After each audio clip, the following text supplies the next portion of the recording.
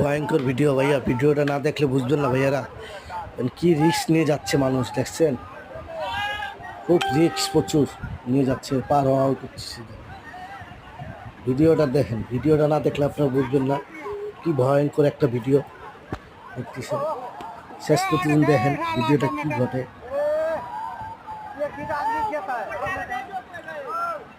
কত কষ্ট, রিস্ক নিয়ে যাচ্ছে।